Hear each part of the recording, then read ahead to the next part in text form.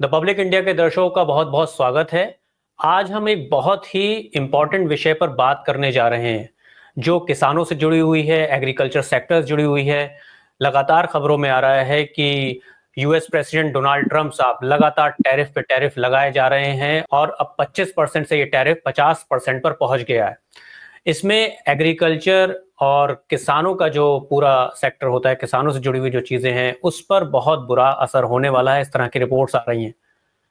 मोदी सरकार लगातार बचाव में लग रही है और कोई सॉल्यूशन भी अभी तक नहीं दे पा रहे हैं। मोदी जी ने कहा है कि वो किसानों का कोई भी नुकसान नहीं होने देंगे, कोई समझौता नहीं करेंगे इस पर। और उन्होंने यहां तक भी कह दिया कि इस पर उनको व्यक्तिगत रूप से बहुत ज्यादा बड़ी कीमत चुकानी पड़ेगी। तो क्या है ये टैरिफ, इसका किस तरीके से एग्रीकल्चर सेक्टर पर असर पड़ेगा और पूरी पॉलिटिक्स के अराउंड हमारे किसान कहां पर हैं, उनके सामने क्या चैलेंजेस हैं, क्या उसका सॉल्यूशन है, इस सभी मुद्दों पर बात करने के लिए आज हमारे साथ मौजूद हैं doctor Sunilam sir. Doctor Sunilam ji farmer से जुड़े हुए मुद्दों पर लगातार बतौर जाने माने एक्टिविस्ट के तौर पर काम करते रहे हैं। कई सालों उन्होंने इस पर ग्राउंड पर काम किया है और किसानों के मुद्दे पर और जितने भी और जो राइट्स के इश्यूज होते हैं उस पर उन्होंने बहुत काम किया है। सुनील सर, बहुत बहुत स्वागत है आपका द पब्लिक इंडिया प्लेटफॉर्म पर। नमस्कार। तो बात यहीं से शुरू करेंगे सुनील सर कि ये जो एक के बाद एक टैरिफ बढ़ता ही जा रहा है और एक तरीके से देखा जाए एक तरफ तो बड़ा अजीब सा भी लगता है, और लेकिन अगर एग्रीकल्चर सेक्टर पर देखें तो मोदी साहब ने अभी 2 दिन पहले ही बयान दे दिया कि नहीं, कोई हम समझौता नहीं करेंगे। और पूरी तरीके से ऐसा लगा कि बहुत ज्यादा प्रेम उमड़ रहा है किसानों के प्रति उनका। तो एक कहावत है कि अमेरिका की जो है वो दुश्मनी से भी ज्यादा खतरनाक दोस्ती है। क्या कहना है आपका? सबसे पहले तो मैं बधाई देना चाहता हूं जो पब्लिक इंडिया के जो हमारे दर्शक हैं उनको। अगस्त क्रांति दिवस है आज, क्योंकि भारत का और दुनिया का सबसे बड़ा मास मूवमेंट था जब गांधी जी ने कहा अंग्रेजों भारत छोड़ो, क्विट इंडिया, जो यूसुफ मेहर अली ने दिया था नारा। और जी उस नारे के बाद में हजारों लाखों लोगों की गिरफ्तारियां हुई, 50,000 से ज्यादा लोगों की शहादतें हुई, लोग जेल में गए और उसी का परिणाम था कि आखिरी के अंदर देश आजाद हुआ। दूसरी मैं बधाई देना चाहता हूं लोगों को, विश्व जो आदिवासी दिवस है, तो जो लोग लड़ रहे हैं जल जंगल जमीन की लूट के खिलाफ में, उनके लिए ये बहुत मायने रखता है, क्योंकि अंतर्राष्ट्रीय स्तर के ऊपर मनाया जाने वाला दिवस है। आदिवासियों की संस्कृति, सभ्यता और उनके संसाधनों को बचाने के लिए। तीसरा, रक्षाबंधन की भी बधाई मैं देना चाहता हूं, क्योंकि ये भी एक ऐसा त्योहार है पूरे देश में मनाया जाता है। जी आपने जो सवाल किया, असल में जो मोदी जी जो कुछ भी कर रहे हैं, अगर विक्टिम कार्ड वो खेल रहे हैं कि मेरे को बड़ा नुकसान इससे झेलना पड़ेगा, तो लाभ तो उन्हीं ने लिया है जब वो गए हैं अमेरिका में, और वो जब प्रचार करने के लिए गए थे डोनाल्ड ट्रंप का। अब की बार जो है वो डोनाल्ड की सरकार, ये बात तो अब की बार ट्रंप सरकार और माय डियर फ्रेंड तो वही करके आए थे। तो जो कुछ भी उन्होंने किया है, आप जो बोगे वही काटने का आप काम करोगे। तो देश की जनता तो ये जानती है कि आपने जिस तरीके से खेल खेला, किसी भी देश की इंटरनल पॉलिटिक्स के अंदर दूसरे देश को इस तरीके से इन्वॉल्व नहीं होना चाहिए। वो उनका है, किसको जिताते हैं, किसको वो हराते हैं। आप जाके वहां पर पहुंच गए कन्वर्सिंग करने के लिए, और उसके बाद में जब दूसरा चुनाव आया और जब आपको लगा कि ट्रंप हार जाएगा, तो आपने कमला हैरिस की या आपने डेमोक्रेट जो है उनकी अंदर से मदद करने की कोशिश की। तो वो बात पकड़ी के अंदर आ गई, तो उसको लगा कि आप तो विश्वसनीय नहीं है। फिर मामला एकदम साफ है। उसको जो है डोनाल्ड ट्रंप को चाहिए जो है नोबेल पीस पुरस्कार। अब 25 बार वो दोहरा चुके, भारत पाकिस्तान का तो मैंने करा दिया समझौता। अब वो असल में समझौते 2 अभी कराने बाकी हैं, तभी पुरस्कार मिलेगा। एक तो रूस और यूक्रेन के बीच में करा दें, और एक इजराइल और फिलिस्तीन के बीच में करा दें। अब वो दोनों नहीं हो पा रहे हैं। उसके अंदर सबसे बड़ा अड़ंगा जो लगा हुआ है वो रूस लगा हुआ है, वो ईरान लगा हुआ है। अब भारत का संबंध जो है वो रूस से भी है और ईरान से भी है। आपको मालूम है कि आज ही पुतिन आए हुए हैं, और पुतिन का आना अपने आप में ये संदेश है कि हम रूस का तेल जो है वो खरीदते रहेंगे, हम जो है ईरान से तेल हम खरीदते रहेंगे, क्योंकि वो हमारे राष्ट्र के हित में है। हम जो है, जो विश्वसनीय हमारे पार्टनर हैं कई दशकों से, जिनको हमने आजमाया हुआ है देश के तौर पर, हम उनके साथ में अपना डील करेंगे। एंड हु आर यू, आप कौन है बाहर से आकर के हमको समझाएंगे कि किसके साथ करेंगे नहीं करेंगे।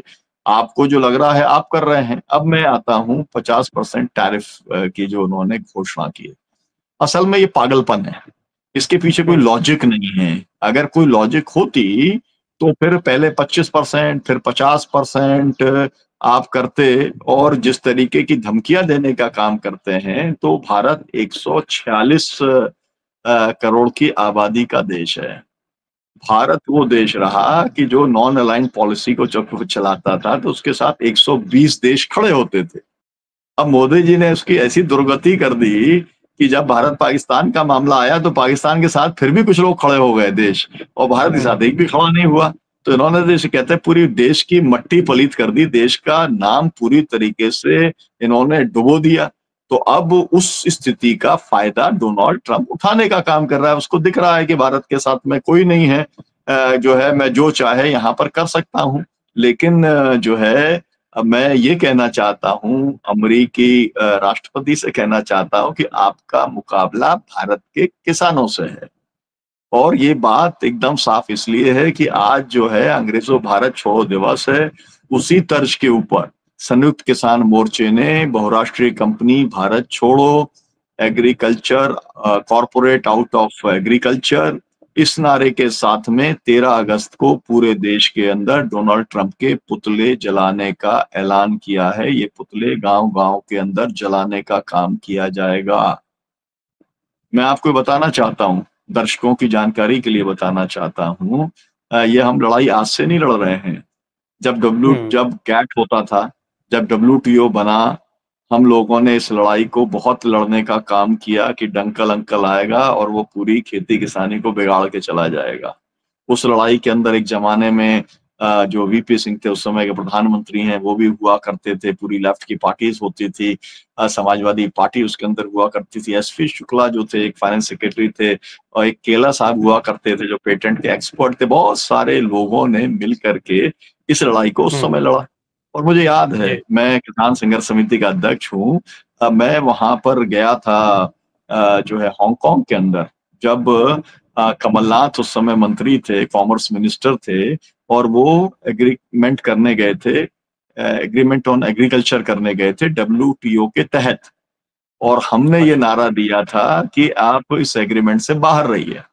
वहां पर मैं भी गया था, राकेश टिकैत गए थे, युद्धवीर सिंह गए थे, अफसर, बहुत सारे हमारे किसान नेता हम लोग गए थे, और दुनिया के 1500 किसान नेता वहां पहुंचे थे, और उस डील को हमने रुकवाने का काम किया था। तो मैं ये कहना चाहता हूँ, इसके पहले भी, अभी कोरोना के समय आपको याद होगा, RCEP करना चाहते थे, एक डील करना चाहते थे अमेरिका से, भारत सरकार करना चाहती थी। उस समय भी हमने उसके पुतले जलाने का काम पूरे देश में किया, उस समय भी हमने उसको रोकने का काम किया था। और हम इस डील के पूरी तरीके से हम खिलाफ हैं, और हम इस डील को नहीं होने देंगे। और ये वाली बात जो है एकदम साफ तौर पर ये हम संदेश अमेरिका की सरकार को, अमेरिका के एडमिनिस्ट्रेशन को, हम राष्ट्रपति को हम देना चाहते हैं। जी जी, ये जो एजिटेशन आप 13 तारीख से स्टार्ट करेंगे, इस पर हम आगे बात करेंगे। बहुत इंपॉर्टेंट ये एजिटेशन ऐसा लग रहा है होने वाला है।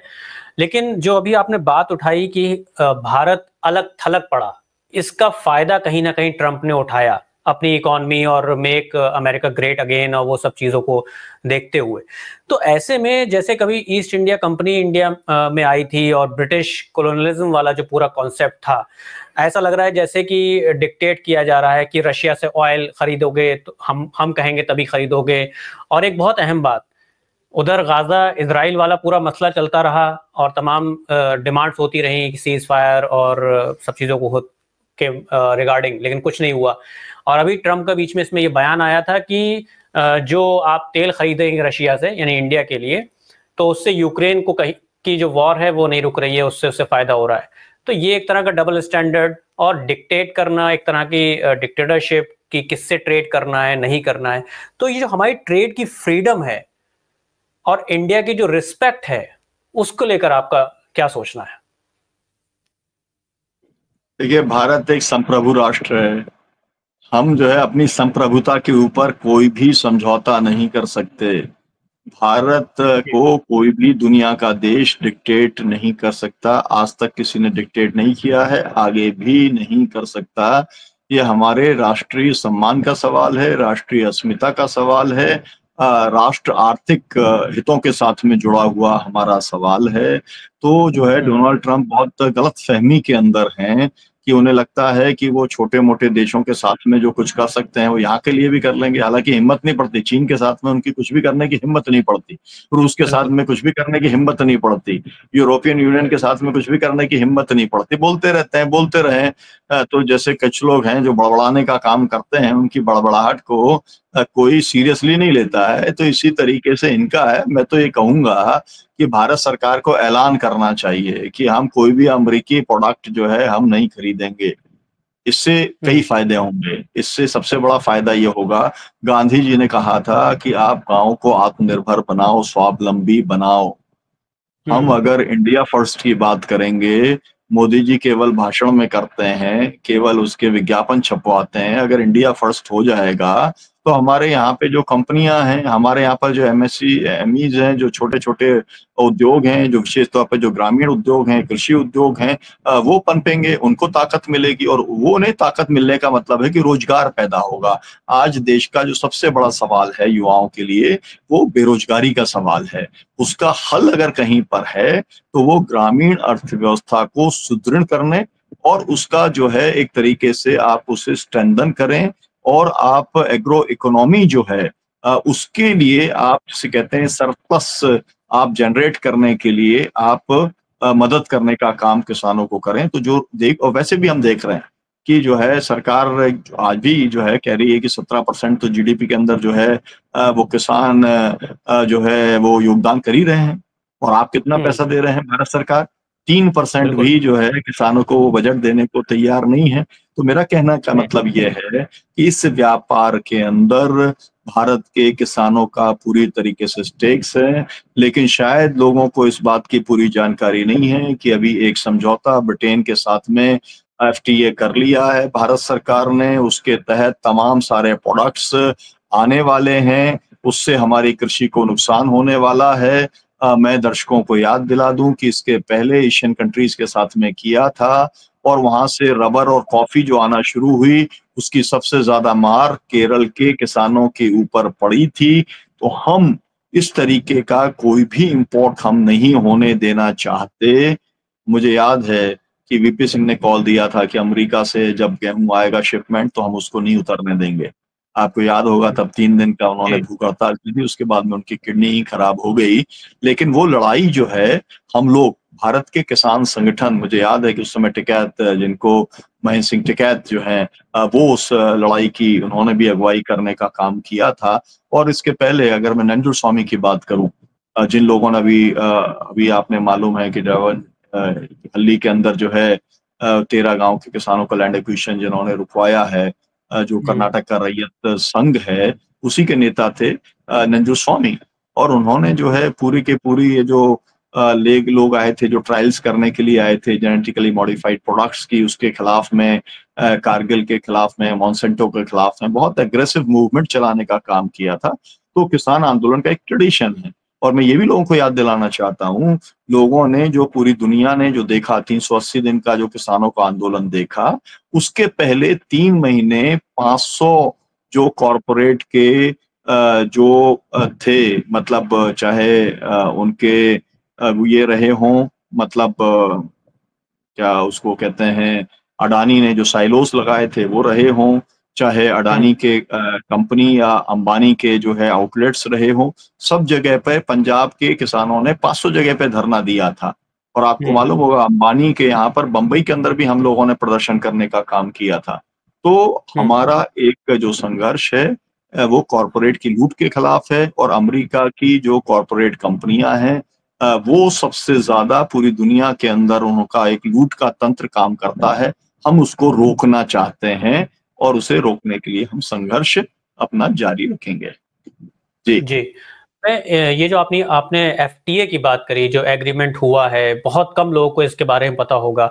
मैं इश्यूज पे आना चाह रहा हूँ कि एग्रीकल्चर और जो डेयरी सेक्टर है हमारा, जिस पर नजर है ट्रम्प साहब की, अमेरिका की, उसमें एंटर होने की, तो ये किस तरीके के इश्यूज, अगर ये कोई समाधान नहीं निकला मोदी सरकार की तरफ से, तो किस तरीके से ये डेंजरस साबित हो सकता है हमारे किसानों के लिए, और अल्टीमेटली भाई किसान सफर होंगे तो जनता भी सफर होगी, तमाम एग्रीकल्चर के प्रोडक्ट्स वो जो बाहर बेचते हैं, जिससे कहीं ना कहीं उनका इनकम जुड़ी हुई है। किस तरह के इश्यूज पैदा हो सकते हैं?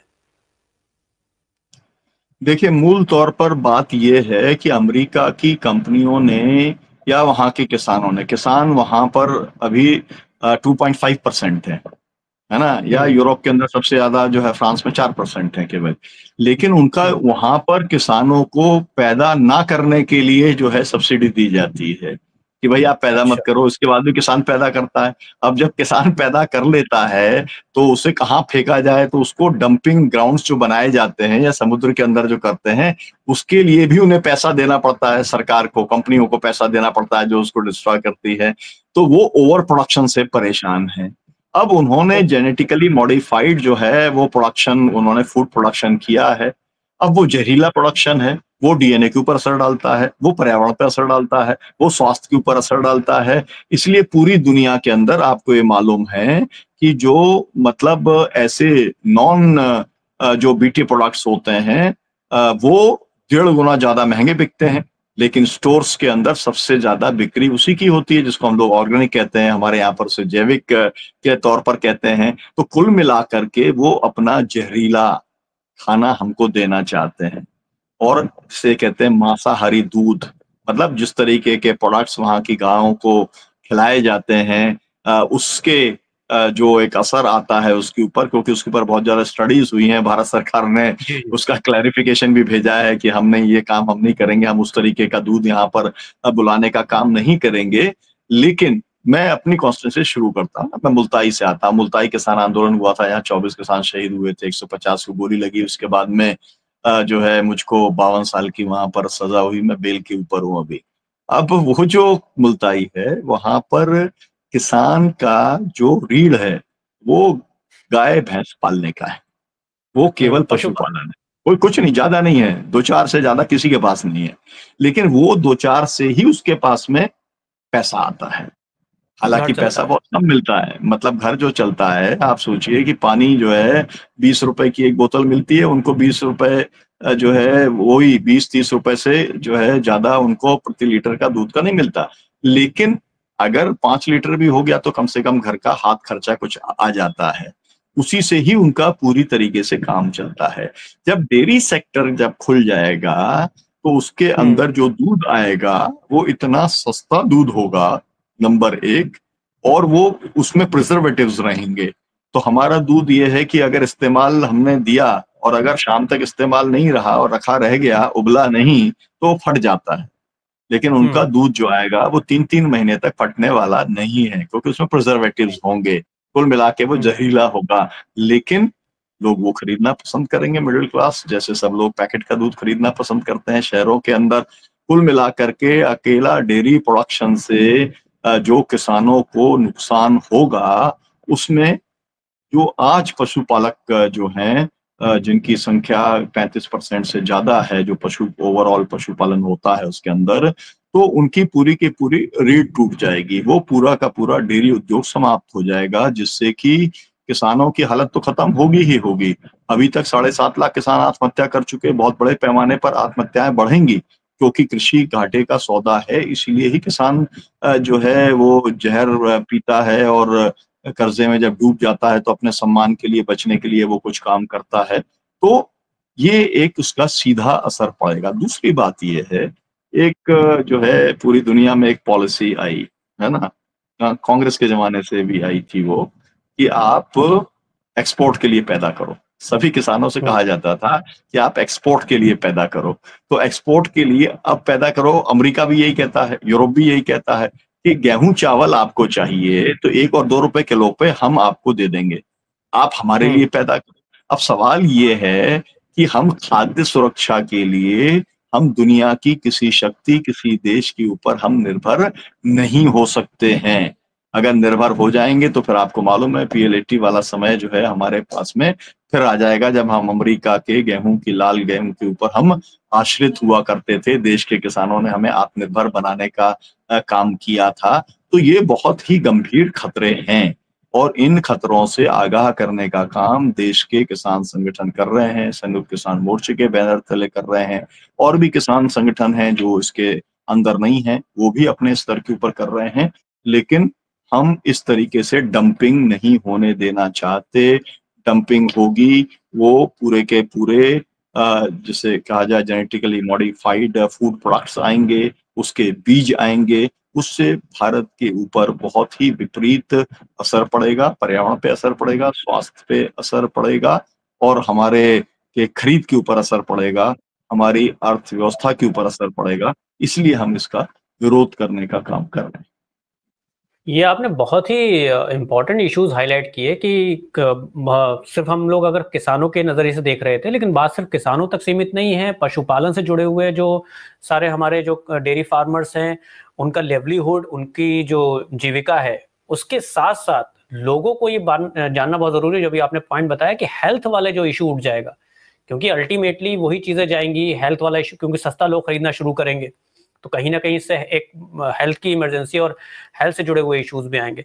मैं इस पे आपसे एक सवाल करना चाह रहा हूं। अभी आपने अडानी और अंबानी कॉरपोरेशंस, कैपिटलिस्ट पूंजीवादियों का भी जिक्र किया, तो इसमें अभी एक रिसर्च भी किया था कि जो केस चल रहा है अडानी कॉरपोरेशन के, अडानी ग्रुप के खिलाफ न्यूयॉर्क कोर्ट में, वहां पे जो अमेरिका में इन्वेस्टमेंट करने में जो एक पेच हिलगा हुआ है, तो कहीं ऐसा तो नहीं लग रहा है कि ये मोदी सरकार एक तरफ तो यहाँ किसानों की चापलूसी करने में लगे हुए मोदी साहब की, नहीं कोई समझौता नहीं होगा, कुछ नहीं होगा, लेकिन कोई सॉलिड एक्शन भी नहीं ले पा रहे हैं, कोई पॉलिसी भी नहीं ला पा रहे हैं, फॉरेन पॉलिसी, ट्रेड पॉलिसी, जिससे ट्रम्प को जवाब दिया जा सके।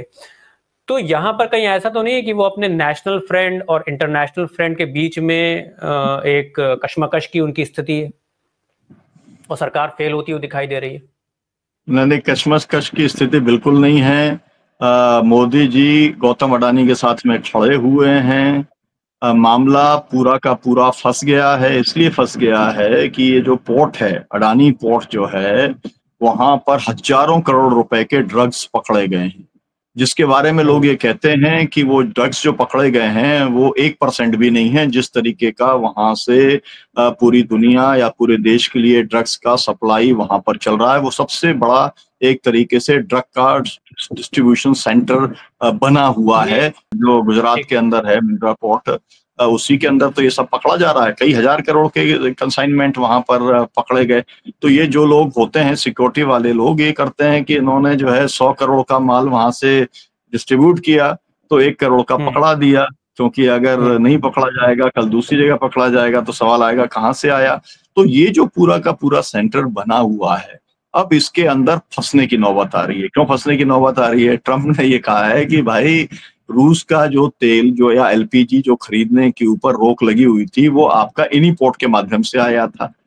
अब पहले से ही वहां पर ड्रग्स वाली एक्टिविटीज को लेकर के मतलब वो एक स्कैनर के अंदर आ चुके हैं और अब इंटरनेशनल स्कैनर के अंदर भी आ गए। तो उन्होंने क्या किया, अडानी जी जो हैं वो उससे निकल गए। उन्होंने CEO पद से वहां पर इस्तीफा देने का काम किया। ये बात आपने देखी। अब दुनिया के अंदर जो ये फंसे हैं, उसका परिणाम क्या हुआ? उसका परिणाम ये हुआ कि श्रीलंका ने अपना कॉन्ट्रैक्ट जो है वो इनके साथ में जो समझौता किया था वो रद्द कर दिया। बांग्लादेश ने रद्द कर दिया, ऑस्ट्रेलिया ने रद्द कर दिया। दुनिया की तमाम सारी कंपनियां इनके साथ या जो देश हैं वो इनके साथ में किए हुए समझौतों से पीछे हटने का काम कर रहे हैं, क्योंकि ये माना जा रहा है कॉर्पोरेट तो पूरी दुनिया के अंदर है, दुनिया के अंदर कॉर्पोरेट का राज चल रहा है। ये सब बातें फैक्ट हैं, लेकिन ये क्रिमिनल कॉर्पोरेट के तौर पर जाने जाते हैं। ये जो है मतलब इलेजिटिमेट काम करने वाले कॉर्पोरेट के तौर पे जाने जाते हैं। इसको लेके हिंडनबर्ग रिपोर्ट भी आई है, आपको मालूम है। बहुत सारी इसको लेकर के बातें हैं। तो कुल मिलाकर के अडानी को बचाने के लिए आप तमाम किस्म के प्रेशर के अंदर लगातार आते चले जा रहे हैं, क्योंकि अगर अडानी जेल जाता है तो उसकी जो सीधा का सीधा उसका जो असर पड़ने वाला है वो सीधा नरेंद्र मोदी और अमित शाह के ऊपर पड़ने वाला है। मैं आपको याद दिलाता हूं कि अरविंद केजरीवाल ने क्या बोला था दिल्ली की विधानसभा के अंदर। उन्होंने बोला था ना कि एक का पैसा है, दूसरा मैनेज करने का काम कर रहा है, दूसरा मैनेजर है। ये बात उन्होंने ऑन रिकॉर्ड बोली थी। तो आप समझिए कि कितना घनिष्ठ रिश्ता है। तो मामला पूरा फंसने वाला है। और जब अगर कोई तय कर ले कि हमको जो है जिसे कहते हैं ना एक बम्बैया शब्द है वाट लगाना, तो अगर वाट लगाना ही है तो लेकिन मेरा कहना यह है डोनाल्ड ट्रंप से कि आपका मोदी के साथ में जो कुछ है वो आप स्कोर सेटल करते रहो, लेकिन देश के साथ में अगर आप किसानों के साथ में भिड़ने की कोशिश करोगे तो भारत का किसान जो है वो पहले भी याद दिलाता हूं मैं, आज 9 अगस्त है ना, अंग्रेजों भारत छोड़ो दिवस। गांधी जी ने अंग्रेजों के सामान की होली जलाने का काम किया था, बहिष्कार का काम किया था। अभी आपको मालूम है कि पूरी दुनिया के अंदर जो इजरायली कंपनीज हैं उनका बहिष्कार चल रहा है। उससे जो बड़ी बड़ी कंपनी हैं वो पूरी तरीके से हिल गई हैं। तो इसीलिए ये बहुत बड़ा मार्केट है। और अगर आप हमको छेड़ने का काम करोगे भारत के किसानों को, तो भारत के किसान अमेरिकी कंपनियों को छोड़ेंगे नहीं। ये संयुक्त जो हमारा किसान मोर्चा है इसका फैसला है। ये जो संयुक्त किसान मोर्चा का 13 अगस्त से एक देशव्यापी आंदोलन जिसे हम कहें शुरू होने जा रहा है। लोगों को शक नहीं है फार्मर्स की ताकत पर। किसानों ने अपनी ताकत लगातार दिखाई है। जो 3 कानून लाए गए थे 1.25 साल 1.5 साल के मूवमेंट के बाद, तमाम शहादतों के बाद मोदी सरकार को कानून वापस भी लेने पड़े। लेकिन जो अल्टीमेट डील होनी है सुनील साहब, वो मोदी सरकार और ट्रंप के बीच में होनी है। ठीक है, यानी ये अगर कोई एक्शन लेंगे तभी वो, या कुछ ना कुछ बीच में ऐसा समझौता हो कि किसानों का नुकसान ना हो। तो हमने देखा कि बहुत ढीठ मामला है यहाँ पर मोदी सरकार का कि जब इतना लंबा मूवमेंट चला था किसानों का, तब कहीं जाके आप लोगों को सफलता हासिल हुई थी। तो कितनी पॉसिबिलिटी लग रही है कि जो सॉल्यूशन आप चाहते हैं कि यहाँ पर जो इंटरफेरेंस है ट्रम्प का वो ना हो और मोदी सरकार आपकी सुने? देखिए, पॉसिबिलिटी तो बहुत ज्यादा है, क्योंकि इस समय जो पॉलिटिकल जो एक स्थिति बनी हुई है उसको समझने की जरूरत है। मोदी जी ने कहा कि 400 पार, अब की बार 400 पार, तो क्या हुआ, 240 तक पहुंचे। इंडिया गठबंधन कहां तक पहुंचा, 234 पे पहुंचा। ये जो लोग हैं, ये जो चंद्रबाबू नायडू और नीतीश कुमार जो हैं, ये इनकी बैसाखियों के ऊपर ये सरकार टिकी है। और आपको मालूम है कि ये दोनों अपोजिशन के लोग रहे हैं। ये दोनों वो लोग हैं, नीतीश कुमार तो वो हैं जिन्होंने इंडिया गठबंधन जो है इसको एक गठन करने में बड़ी भूमिका रही। और इसके पहले जब देश के स्तर के ऊपर मोर्चा चला करता था उसके चेयरमैन थे चंद्रबाबू नायडू। तो ये तो जब तक इनकी बार्गेन प्रॉपर चलेगी इनके स्टेट के लिए, इनकी पार्टी के लिए, तब तक तो चलेगी। लेकिन जिस दिन ये तय करेंगे उस दिन ये सरकार गिरा देंगे। तो मामला तो बहुत ज्यादा फ्रेजाइल है और अब इनके पास में अपना जनाधार नहीं रह गया है। और इसीलिए एसआईआर करके कर रहे हैं। और एसआईआर को लेकर के जो राहुल गांधी ने जो निकाला है, जिस तरीके से एक एक कॉन्स्टिट्यूंसी का जो निकालने का काम किया है, जिसे कहा गया एटम बम फोड़ दिया, तो ये सब जो बम फोड़ा का मतलब क्या कि जनता आपके खिलाफ में है, फिर भी आप चुनाव जीतना चाहते हो। तो एक तरफ तो आप 3 अपनी एजेंसियों का इस्तेमाल करते हो आप, है ना, और दूसरी तरफ आप जो है चुनाव आयोग का इस्तेमाल करके, दुरुपयोग करके आप जो है वोट सीधे सीधे अपने पक्ष में डाल करके, जो लोग मृत हैं उनके नाम से डाल करके, या जो माइग्रेंट लेबर है उसके नाम से डाल करके, या फर्जी वोट डाल करके आप चुनाव जीतने का काम कर रहे हो, कोशिश करते हो। लेकिन फिर भी क्या होता है, हरियाणा के अंदर चुनाव था, कितने % से जीते, 0.6% से जीते, 0.6। पिछली बार आपको मालूम है कि जो बिहार का चुनाव जीता गया था कितने % से जीता गया था, 12,000 वोटों से जीता गया था पूरा का पूरा विधानसभा का चुनाव। और वो भी रात को 12 बजे के बाद में 12, 15, जो उनके आरजेडी के एमएलए जीतने वाले थे उन्हें हरा के और बीजेपी और जेडीयू के उस समय के विधायकों को जिता करके जो है गलत तरीके से सर्टिफिकेट इशू करके उन्होंने जीता था। तो मामला माहौल बहुत जो है वो खिलाफ में है, भारतीय जनता पार्टी और एनडीए पार्टियों के खिलाफ में।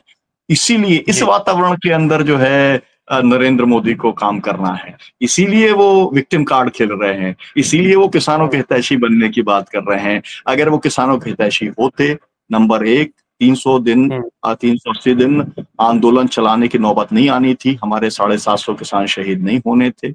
अगर उन्हें किसानों की चिंता होती तो अभी उन्होंने एक राष्ट्रीय कृषि बाजार नीति आई है, ये कम लोग जानते हैं, लेकिन आपके दर्शकों को जानना चाहिए, क्योंकि आपका पब्लिक इंडिया के जो दर्शक हैं वो अवेयर हैं, वो चीजों को फॉलो करते हैं, तो उन्हें मालूम होना चाहिए कि ये 3 in 1 है। मतलब जो 3 कानूनों से जो केंद्र सरकार करना चाहती थी वो अब एक कानून लेके आई है। वो कानून वो लागू, उसे मालूम है कि अगर लागू करेगी तो फिर किसान खड़ा हो जाएगा, तो उसने लागू नहीं किया, उसने स्टेट्स के ऊपर छोड़ दिया, क्योंकि उसे मालूम है कि स्टेट्स के अंदर ज्यादातर मेजॉरिटी गवर्नमेंट्स बीजेपी की सरकार है ना, वहां के माध्यम से बैकडोर से आ रही है। जैसे सीए एनआरसी को ठंडा बस्ते में डाल दिया था, फिर बिहार का चुनाव आया तो नागरिकता को और चुनाव को उन्होंने जोड़ दिया, और कल अमित शाह ने कहा कि पूरे देश के अंदर जो है जो नागरिक नहीं वो वोट नहीं, मतलब उसको सीधा सीधा जोड़ने का काम कर रहे हैं। तो वहां पर भी सीएनआरसी जो है पिछले दरवाजे से लेके आने का काम कर रहे हैं, और यहाँ पर 3 किसान विरोधी कानून भी जो है पिछले दरवाजे से लाने का काम कर रहे हैं। तो जनता से तो वो बच रहे हैं, जनता की भावना उनके खिलाफ में है, जनादेश उनके खिलाफ में चुनाव जाता है, चाहे बिहार का चुनाव हो, यूपी का चुनाव हो, हरियाणा का हो, महाराष्ट्र का हो, दिल्ली का हो या जनरल इलेक्शन हो, ये सब चुनाव जनता ने उन्हें हराया है, चुनाव आयोग ने फर्जीवाड़ा करके उन्हें जिताया है, लेकिन ये लंबे समय तक नहीं चलेगा। और इसीलिए अपने आप को फिर से रीओरिएंट करके, और ये एक मौका मिला उन्हें कि वो कह सकें कि भाई नहीं नहीं देखो, मैं किसानों के हित में जो है डील नहीं कर रहा हूँ जो है, और किसानों के साथ में मैं खड़ा हुआ हूँ।